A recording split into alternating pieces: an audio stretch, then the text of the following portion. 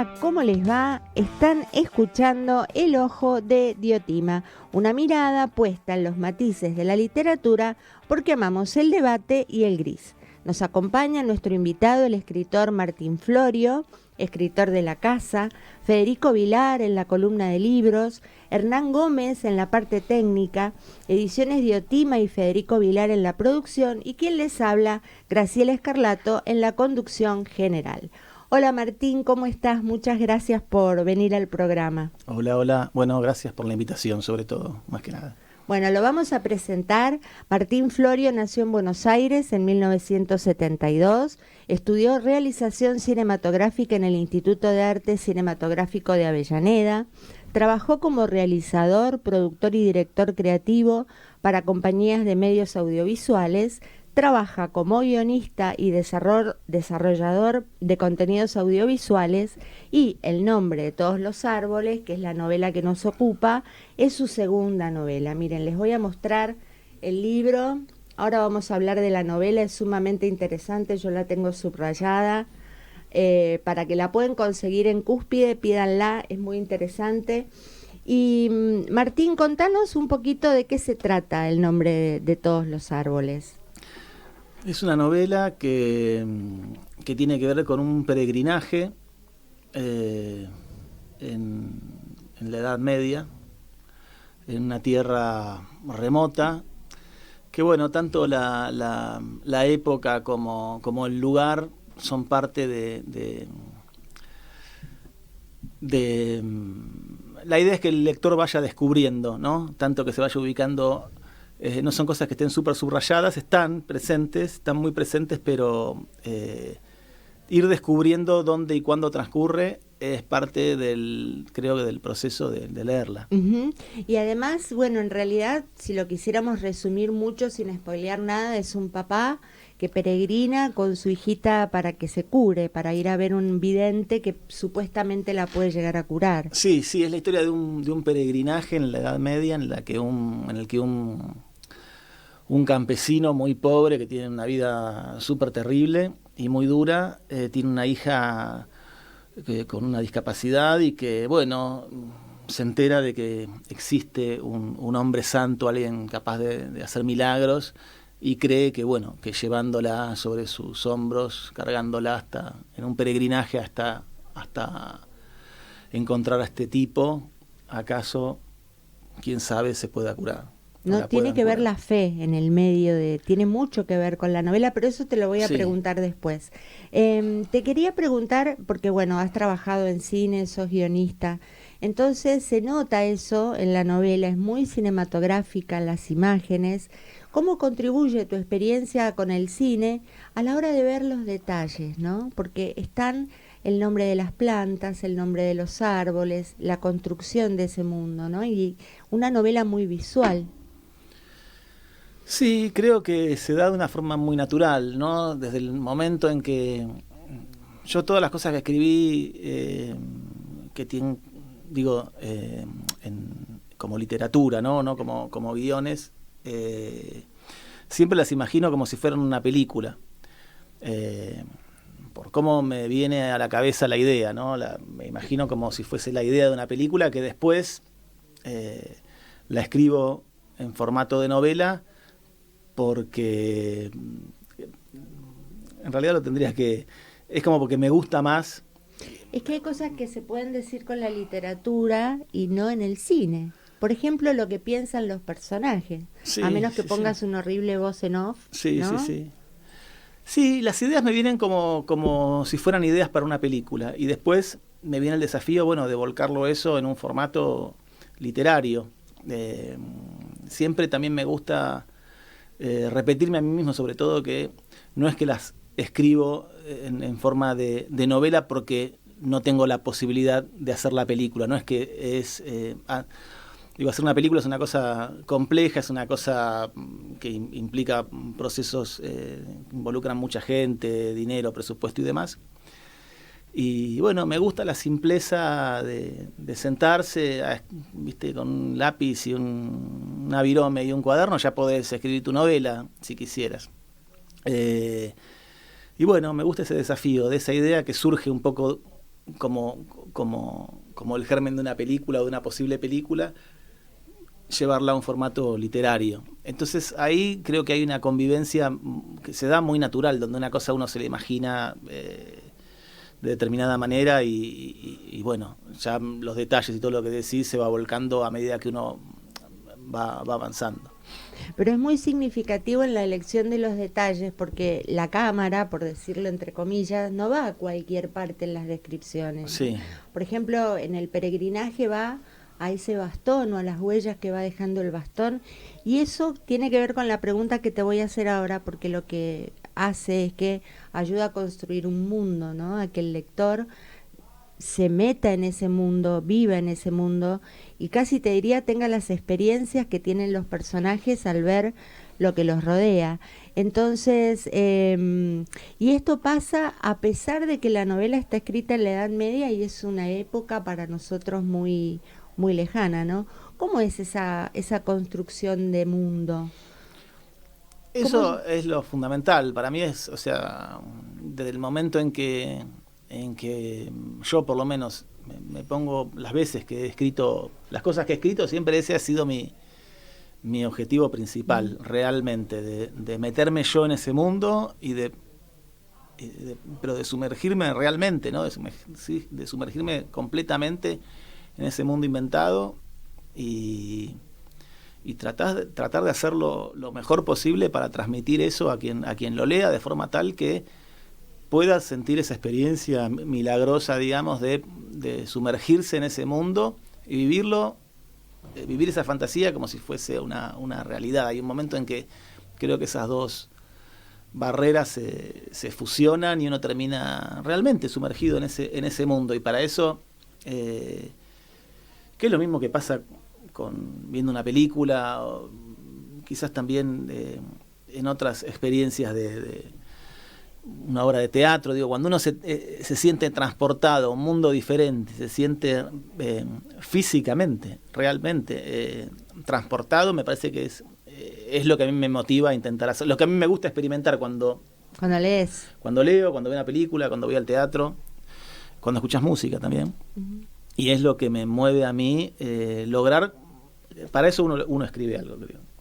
Ahora, es muy difícil de hacer, no lo puede hacer cualquier escritor y tiene que ver con un montón de cosas que vos ahora lo estás contando de una manera muy, muy coloquial para la radio, pero tiene que ver con que sea verosímil, con que nos creamos esa historia que está sucediendo, con los detalles que elegís para la descripción, para que los experimentemos, nos sintamos rodeados.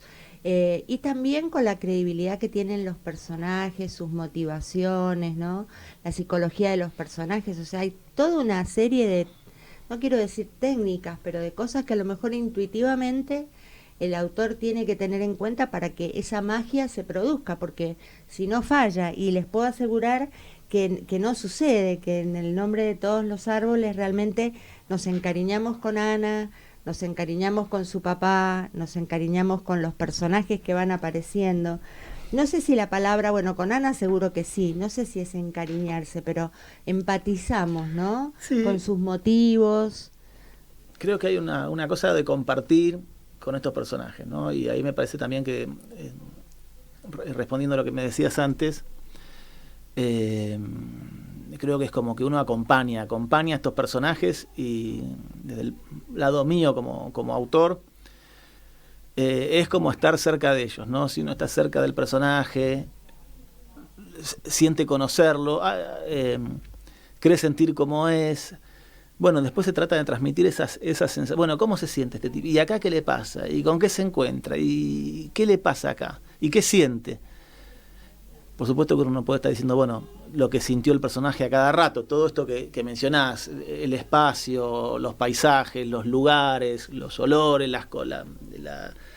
las sensaciones táctiles, todo lo que va viviendo ese personaje, hay una elección ahí que hacer de qué ir transmitiendo, cuáles son las cosas más importantes a transmitir o las más representativas para poder contar lo que le va pasando al personaje, tratando de sentirnos, tanto uno como escritor, y para transmitírselo también al lector, de que se sienta cerca de todas estas personas, de que crea acompañarlas, ¿no? Pero también hay creo yo, una dicotomía, porque los acompañamos, pero siempre son extraños, siempre son desconocidos, siempre son personas a las que no conocemos realmente, que es lo mismo que le pasa a uno como escritor. Uno puede pasar años compartiendo con un personaje en su cabeza que escribe, que es protagonista o un personaje de una novela, y creo que uno comparte todos los días, se convierte en un amigo, pero también es un desconocido, porque es alguien, no estamos adentro de la cabeza de ese personaje, no sabemos todo lo que le pasa, no lo conocemos, no somos nosotros ese personaje, es un otro, y es la descripción de ese otro al que tratamos de acompañar. La novela, como habíamos dicho, se ambienta en la Edad Media, pero también es una novela muy actual, ¿no? Que habla del presente, eso se ve en el tratamiento de los diálogos. Y te quería preguntar cómo trabajaste con el lenguaje, con esa ambigüedad de, bueno, sí, está ambientada en la Edad Media, hay que descubrirlo, y además de que el lenguaje es actual en los diálogos, los temas son actuales también, ¿no? La actualidad también está ahí. Sí, yo creo que todo lo que uno escribe está totalmente teñido del mundo en el que uno vive, ¿no? Del momento en el que uno vive, de lo que pasa, ya sea por cercanía o mismo por oposición. Pero hay una relación directa. Todo lo que uno escribe es ahora, es lo que a uno nos pasa hoy, el día en que estamos escribiendo. Entonces, así la novela ocurra en Marte, o en la Edad de Piedra, o en un mundo totalmente inventado, todo lo que ponemos ahí es lo que nos pasa a nosotros, y me parece que, por lo menos yo, sentí muy fuerte esto, y fue un problema para mí, porque hasta que encontré la forma de hacer convivir, de intentar hacer convivir eso, es otro periodo histórico, es otro país, es otra idiosincrasia, es otra... Pero a esta gente le pasa lo mismo que a nosotros, y tienen problemas que quizás nosotros percibimos como contemporáneos, y que entonces está todo mezclado. Nuevamente, a mí creo que ese también es algo que... El hecho de que esté todo mezclado y que no haya una línea divisoria clara entre los tiempos, entre los personajes, entre el autor, ¿no? Entre el lector y el lugar. Me parece que esa indefinición a mí siempre me interesa. Y me habías preguntado algo con respecto a todo esto de los diálogos. Sí, te había preguntado cómo habías trabajado, porque los diálogos son muy contemporáneos sin ser intempestivos con respecto a la Edad Media, es decir, son verosímiles. Claro, siempre hay un intento de contar esta historia que ocurre en otra época, pero siempre escapando al lugar de la novela histórica tradicional, ¿no? Donde claramente sabemos dónde estamos, donde hay una descripción mucho más barroca también, si se quiere, minuciosa, ¿no? Entonces era tratar de escapar a la novela histórica como género, simplemente contar una historia que ocurre en ese periodo, pero que el foco está puesto en la historia, no en la historia, no en el periodo histórico. Entonces, yo me imaginaba siempre de esto, que esta gente que estaba en esa... Cuando uno habla en una época, habla con el lenguaje de su época, y para uno el lenguaje de esa época es el lenguaje normal, es el lenguaje común, es la forma en la que uno habla. No venimos acá a decir, oh, tú, salve, César. Claro, ¿no? En latín, ¿no? Claro, y seguramente las personas que hablaban en otra época, que para nosotros sonaba estrafalaria, extraña, ribombante, por lo menos en las películas o en las novelas históricas, ¿no? Llega Napoleón y dice, oh, tú debes, y declama una cosa de...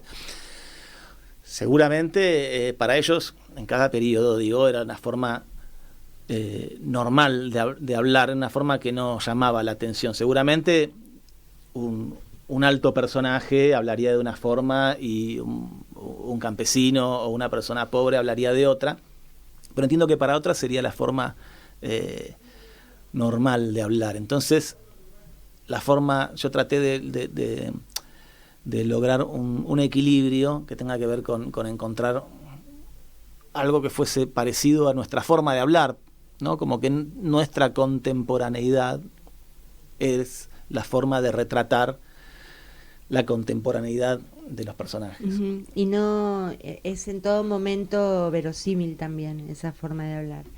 Te quiero preguntar si tenías un mapa antes de empezar la novela o fue surgiendo a medida que le ibas escribiendo.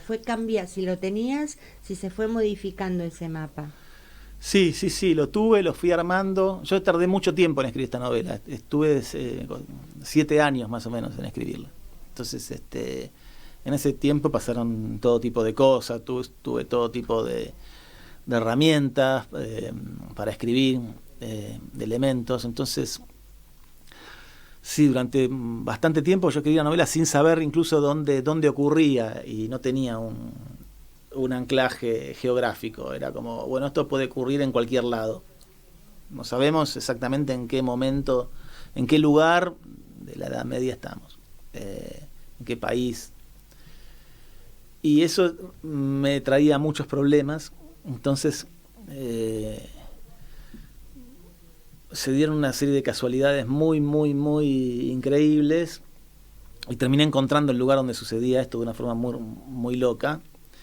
Y a partir de entender ciertos puntos de referencia que están en la novela y que están mencionados en la novela, bueno, si llegamos acá, o si estos personajes llegan de acá, bueno, caminan durante tantos días por terrenos así, más o menos de dónde salen. Entonces, bueno, ir a buscar los mapas hoy. Y lo genial realmente que esto creo que es increíble para todos los que hoy contamos con estas herramientas, ¿no? Que entras en Google Earth, pones un ping, pones otro, te dice cuánto tiempo tardás en recorrer eso. Entonces, a partir de ahí empezás lo tenés en auto, en camión, a caballo, no sé, en balsa, lo que sea. Digo, hay todo tipo de herramientas que están muy a mano y que nos permiten manipular datos que usamos para construir todas estas ficciones, y que son,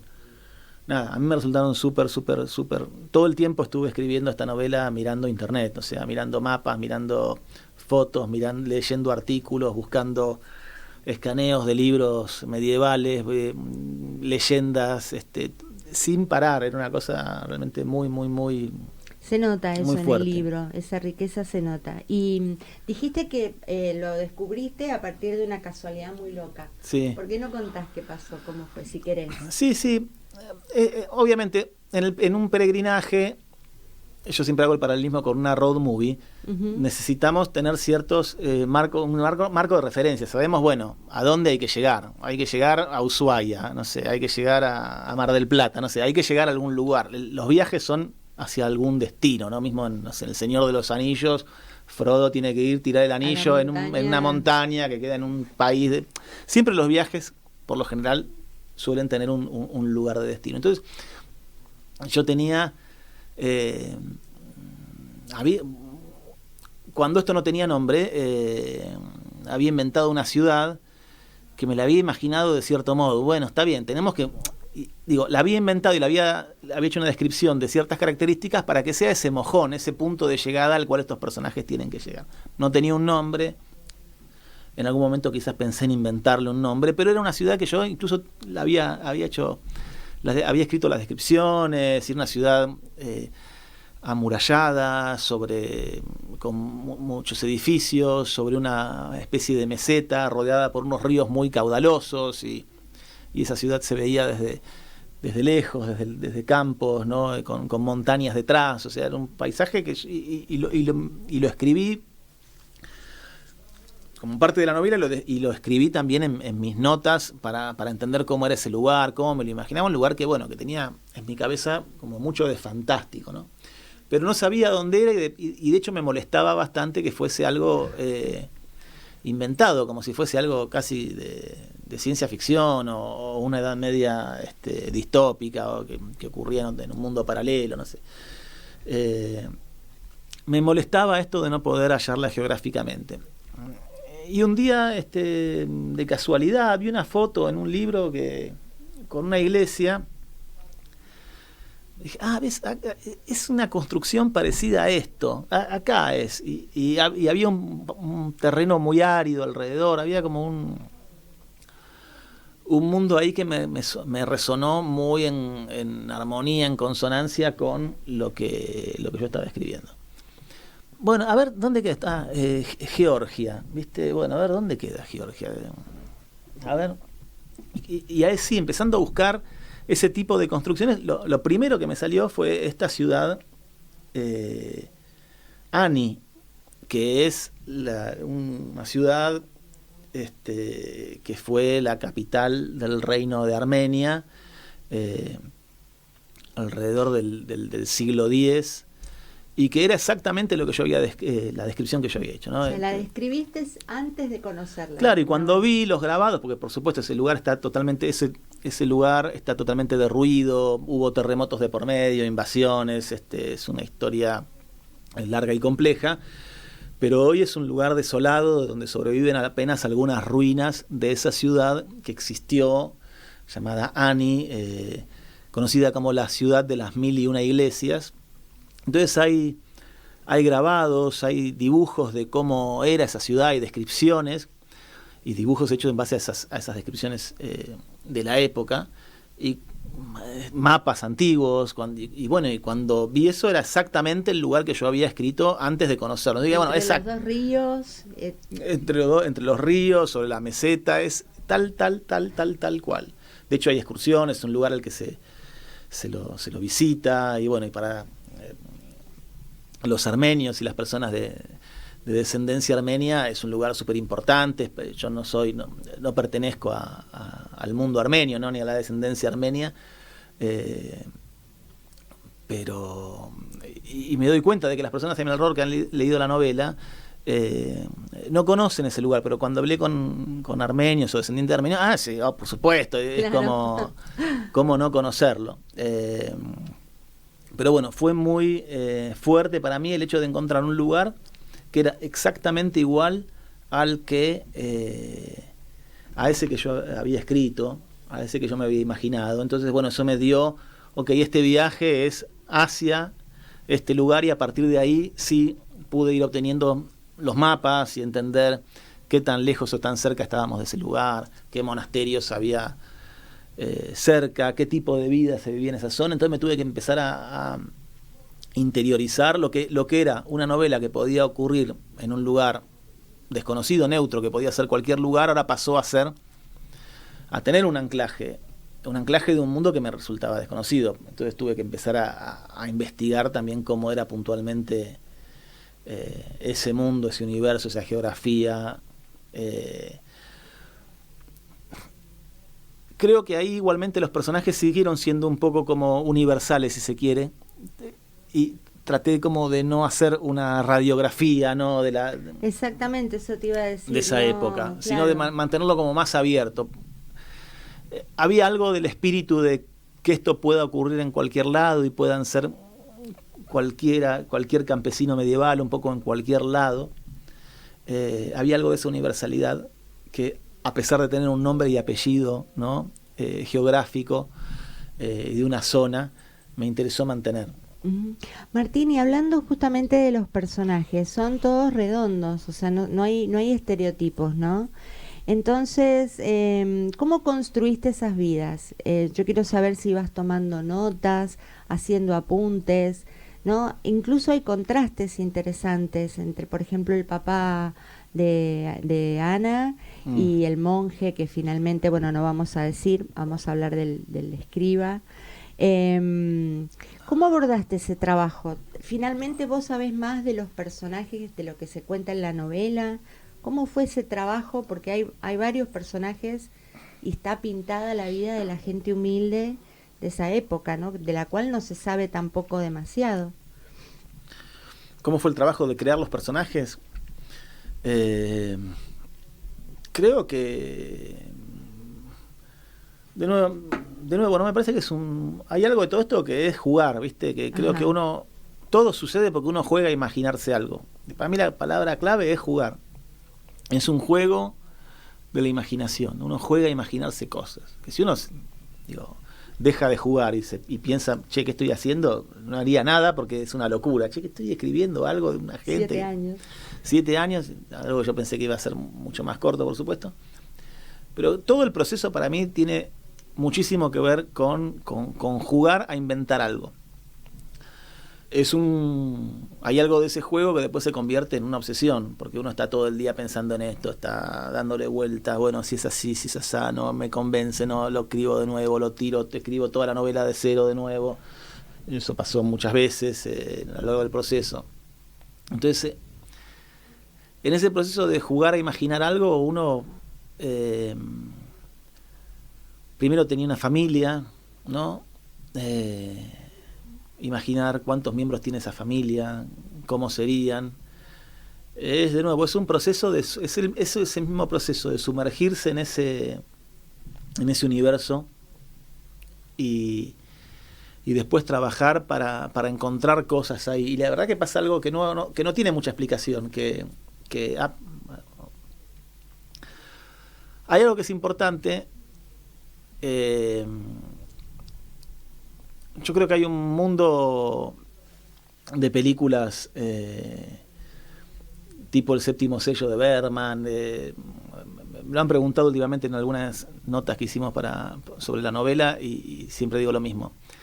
Hay cierto mundo de películas, de nuevo, tipo La fuente de la doncella de Bergman, El séptimo sello, esas películas medias, esas películas que ocurren en la Edad Media. Y que hay un espíritu, hay de todo eso. Y lo cito porque hay una frase de Bergman que realmente creo que es mi director favorito de todos los tiempos, que para mí es espectacular y define un poco todo esto de lo que estamos hablando. Él dice que el proceso de creación es como lanzar una flecha a un bosque en el medio de la noche. Y después, eso es la inspiración. Lanzo una flecha hacia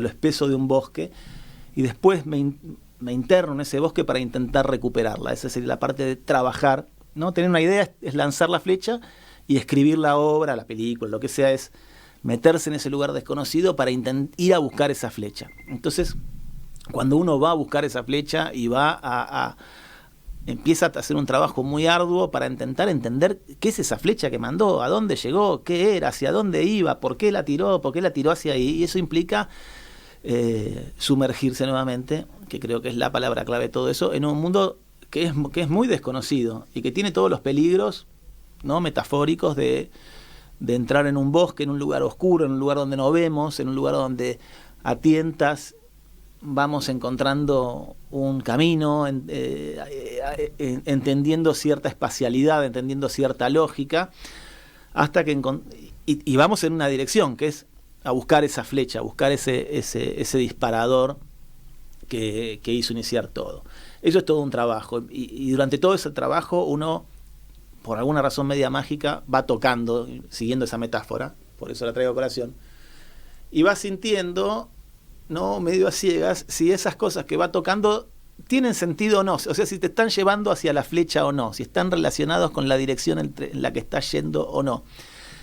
Y uno va tanteando y ciertas cosas tienen sentido, y uno dice, sí, es por acá. Y otra cosa dice, no, estoy yendo para otro lado, nada que ver, volvamos.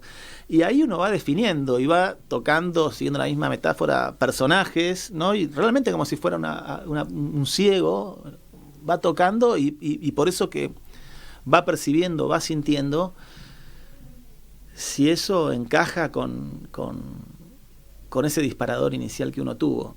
Y hay un proceso ahí de selección y de mucha intuición, creo yo, y de sentir lo que encaja con ese universo que inventamos y de descartar lo que no. Y creo que los personajes surgen como todo de esa misma manera, ¿no? Porque todo ese proceso no deja de ser un juego. Si se pierde lo divertido, y es un proceso a mí me resultó súper arduo, súper trabajoso, de mucho esfuerzo, de mucho sufrimiento, pero siempre es un juego, nunca deja de ser un juego al mismo tiempo, nunca deja de serlo, ¿no? Entonces, creo que va por ahí. Uno juega a imaginarse cosas y tratar de entender si pertenecen o no a ese universo que uno está imaginando. Hoy decía Vilamatas que si no fuera divertido escribir, él no escribiría. Es decir, la noción de juego y literatura creo que están muy imbrincadas las dos. ¿Qué papel juega la fe? No sé si decir la fe, la religiosidad, incluso la superstición, ¿no? El mundo sobrenatural, o la magia o los milagros en la novela. Sí, a mí me gustaba esta idea de que la gente hace, justamente, la idea de esta novela es un peregrinaje que cambia la vida de todos los personajes que intervienen en él, ¿no? O sea, todas las vidas que son atravesadas por ese peregrinaje cambian para bien o para mal, creo que en todos los casos. Para bien o para mal, no todos los casos son para mal. Sí. No spoilemos tampoco. No, pero en serio digo, no todos los casos, no en todos los casos es para mal. Sí, seguramente. ¿No? Ana, de alguna manera, ella consigue. Sí, es. Aunque después, bueno. Pero digo, es una historia que ese peregrinaje cambia de una forma muy fuerte la vida de todos los que se cruzan en él. Como si hubiese algo maldito, como si hubiese algo trágico, como si hubiese algo de cierta predestinación a través de en relación a ese viaje. Entonces me parecía muy interesante que el hecho que este viaje, que justamente afecta tanto las vidas de todos los que intervienen en él, surge por una cuestión totalmente absurda, que es, en algún lado me dijeron que hay un tipo que aparentemente haría milagros, pero no sé, dicen que vive en una cueva, pasando la ciudad esta, que queda, bueno, y hay que ir hasta allá, que no sabemos dónde queda, el camino está lleno de peligro, te comen los lobos, te matan los salteadores, te violan los asesinos, o sea, es un lugar, estás como a la buena de Dios, estás librado a tu suerte. Y lo que mueve a estos personajes a realizar esta tarea titánica es un acto de fe, es una creencia, es algo absurdo. Quizás como el que mismo que mueve a alguien que escribe algo a escribir una obra, ¿no? Es un acto de fe también, es una fantasía, hay algo de religioso, algo de destino también, es como que no podés no escribirlo también, ¿no? Sí. Una vez que empezaste o que... Y me parece que, bueno, que es que el punto de partida de la historia es una creencia, una creencia en algo religioso, en un acto de fe. Bueno, si yo voy hasta allá, entonces quizás, seguramente, si es que hay algo, Dios se apiade de mí, mi hija sea curada. A ver, vamos. Pero vamos a decir que no está relacionada con el catolicismo esencialmente, sino con esto de creer en una providencia o creer Exacto. Que hay la posibilidad de un destino, de un milagro, ¿no?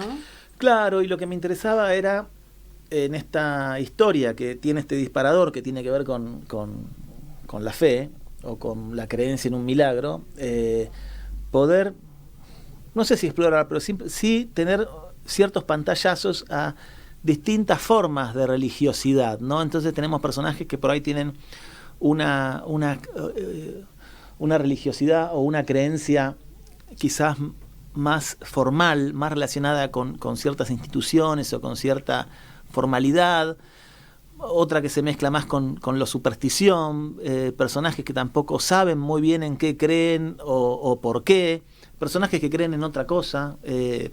De hecho, el papá de Ana, que es quien la lleva en la peregrinación, no sabe rezar. Claro, es un peregrinaje hecho por alguien que no tiene fe, que es algo que a mí me interesa muchísimo, porque creo que uno tiene fe sin tenerla, ¿no? Y que uno cree sin saber que cree. Creo que todas esas cosas están muy presentes en nuestras vidas todo el tiempo, que que creemos sin creer, que creemos ser ateos cuando en realidad somos extremadamente religiosos, que creemos no creer en nada cuando en realidad toda nuestra vida está organizada desde un punto de vista mágico, o aunque quizás aunque no lo sepamos. Estoy seguro de eso, de que nuestra vida está organizada en base a creencias religiosas que quizás no sabemos ni siquiera, que no creemos tener, que tomamos decisiones por razones que no conocemos realmente y que tienen que ver con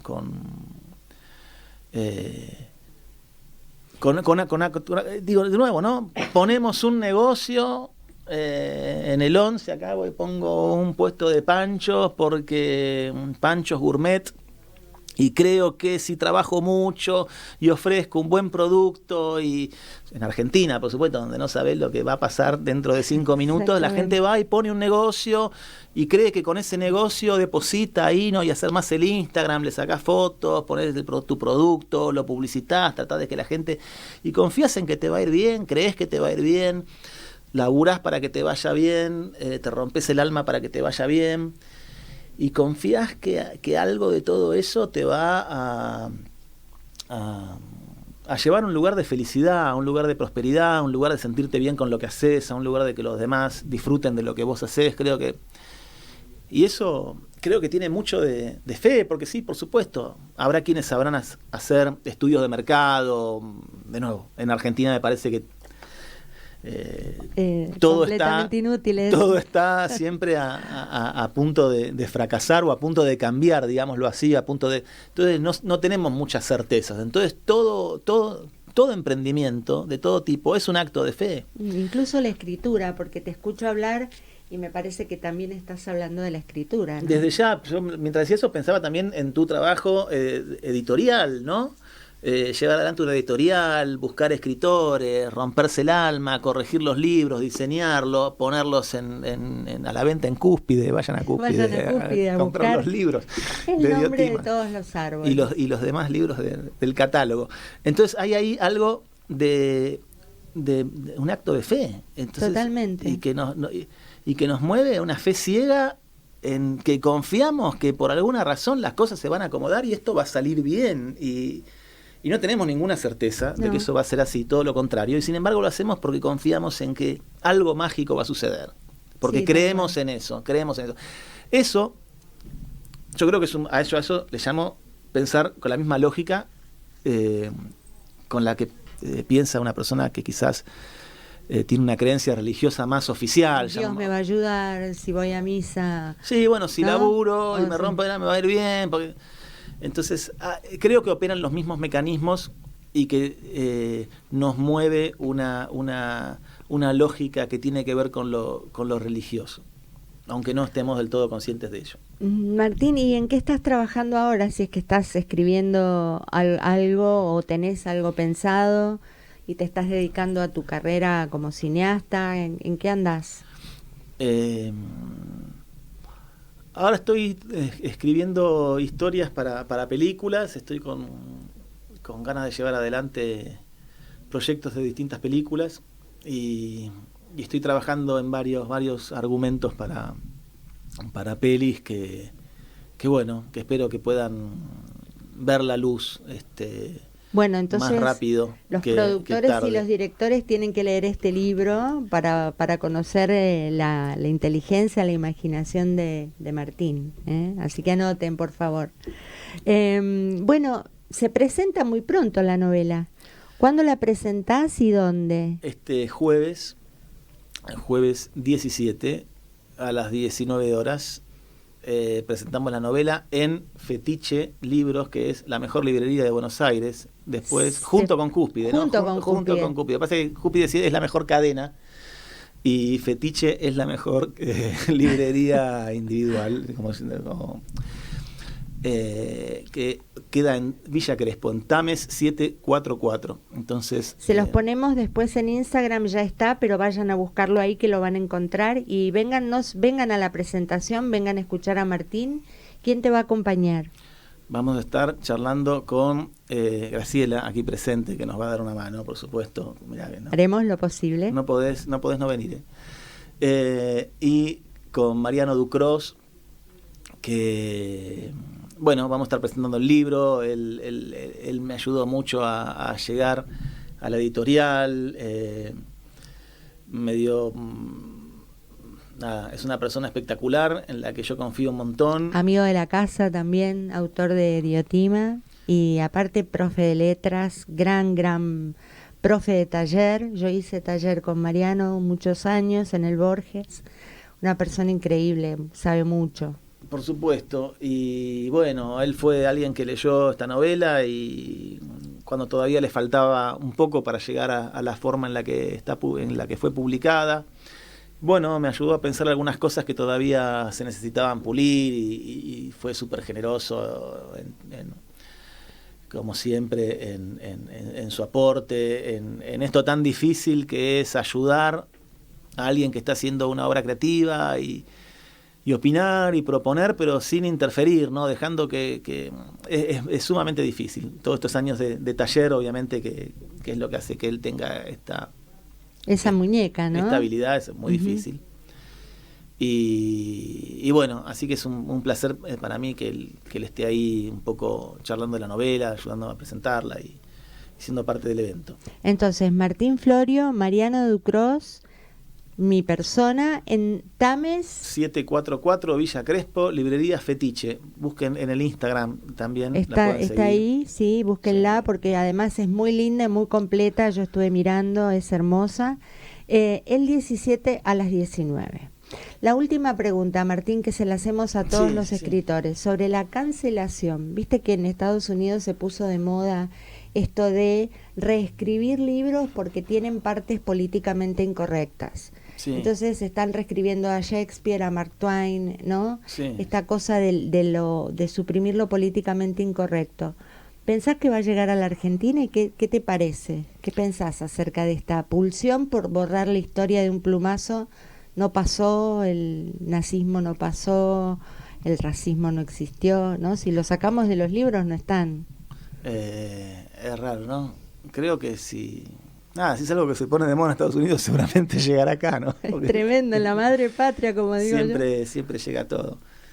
Bueno, yo no conocía esta tendencia, no la conozco, pero dicho así suena como cancelable, ¿no? Deberíamos cancelar esta tendencia de reescribir los libros, pero bueno, andás a ver qué habrá detrás. No conozco, creo que no sé. Que bueno, obviamente los libros son una radiografía de los momentos que se viven, con sus cosas buenas y con sus cosas y también dejan al desnudo las contradicciones y las costumbres de ciertas épocas que hoy no coincidimos.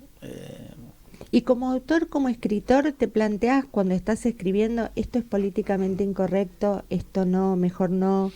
¿Hay un trabajo de ese tipo?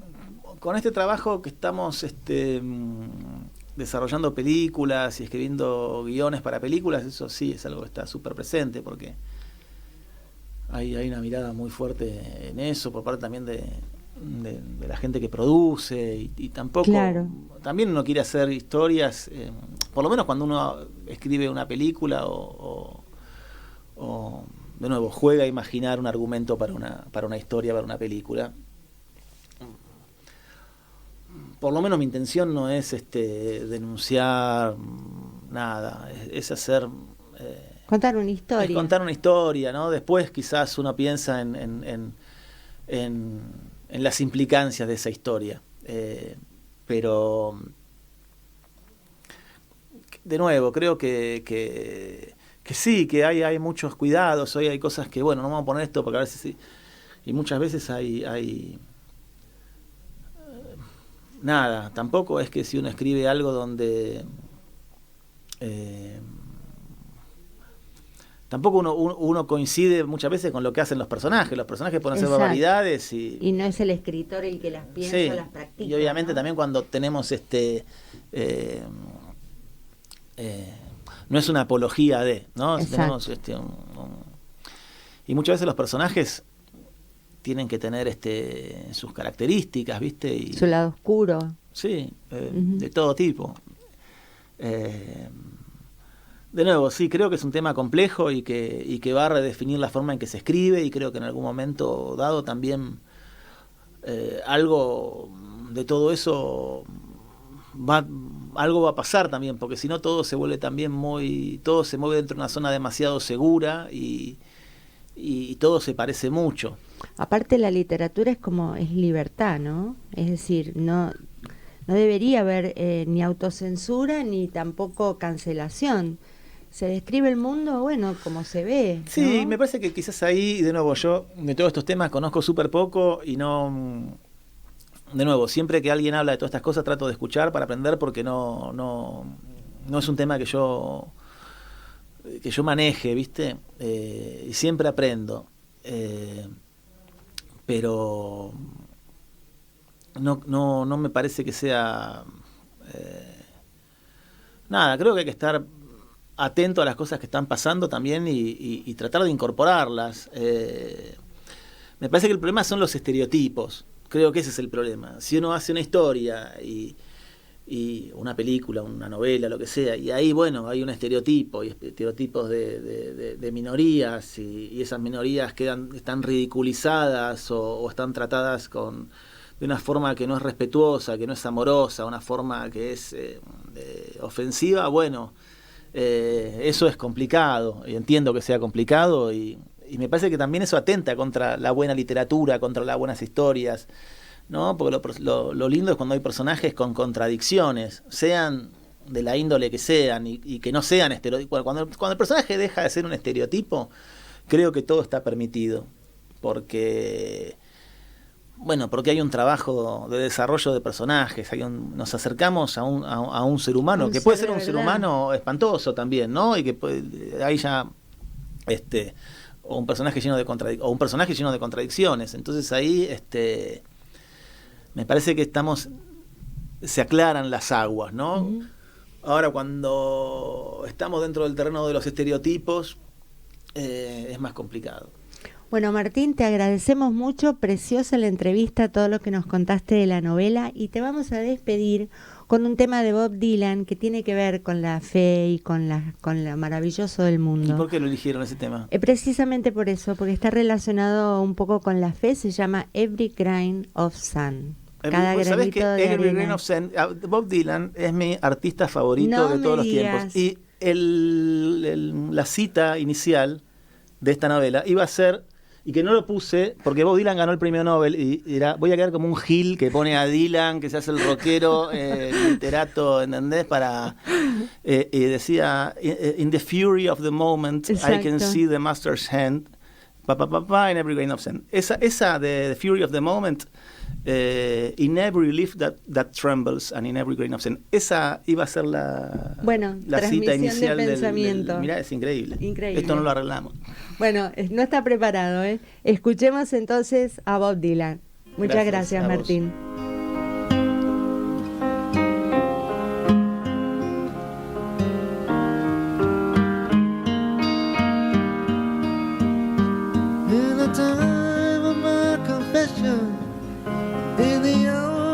Deepest need, when the pool of tears beneath my feet flood every newborn seed, there's a dying voice within me, reaching out somewhere, toiling in the danger, in the morrows of despair. Don't have the inclination to look back on any mistake. I can't now behold this chain of events that I must break. In the fury of the moment, I can see the master's hand. In every leaf that trembles, and in every grain of sand.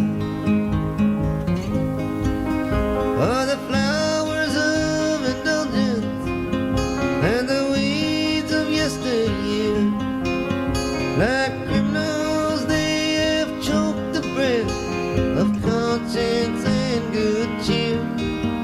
The sun of time to light the way, to ease the pain of idleness and the memory of decay. I gaze into the doorway of temptation's angry flame, and every time I pass that way, I always hear my name. Then onward in my journey, I come to understand that every hair is numbered, like every grain of sand.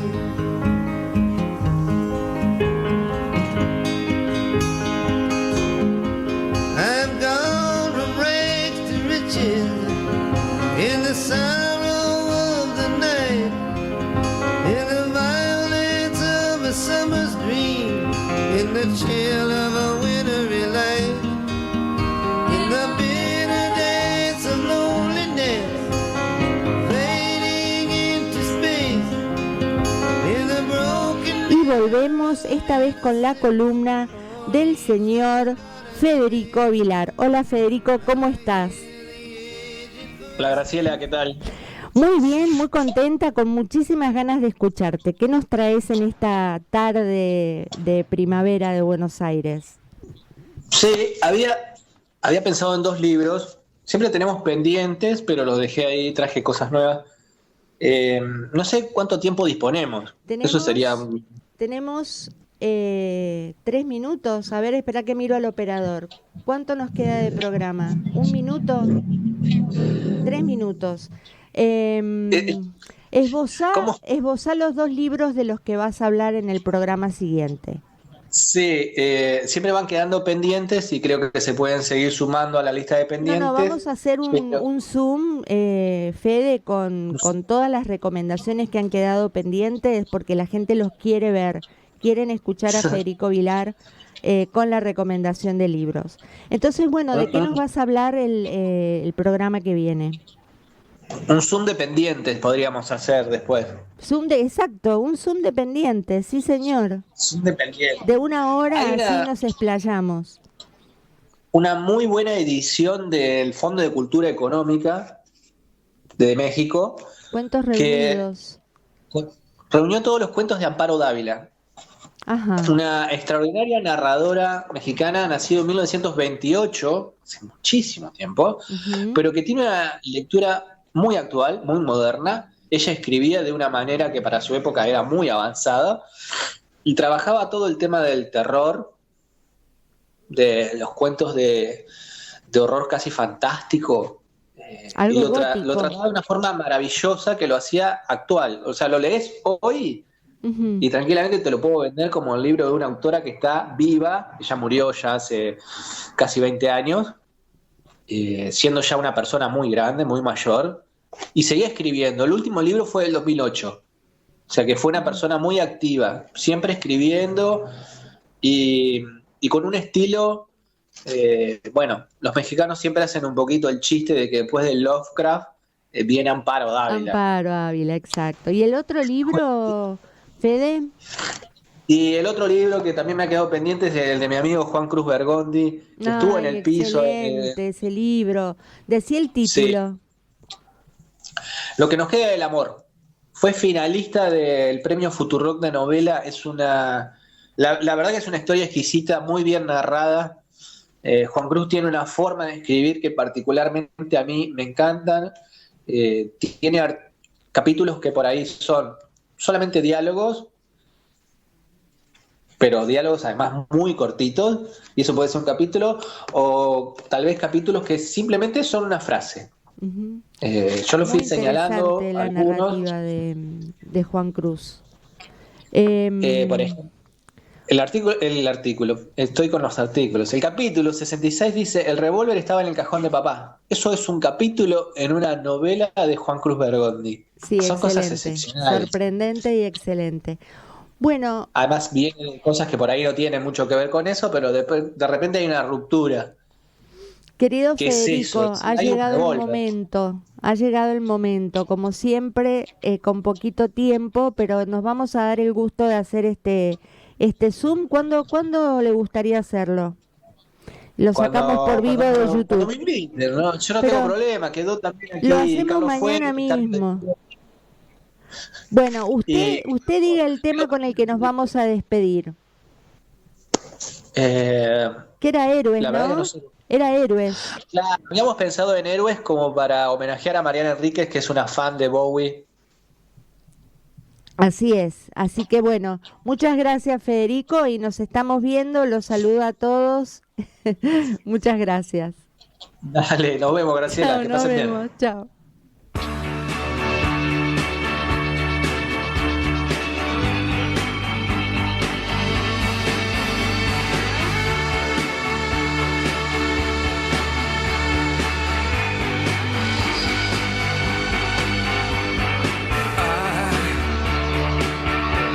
I wish I could swim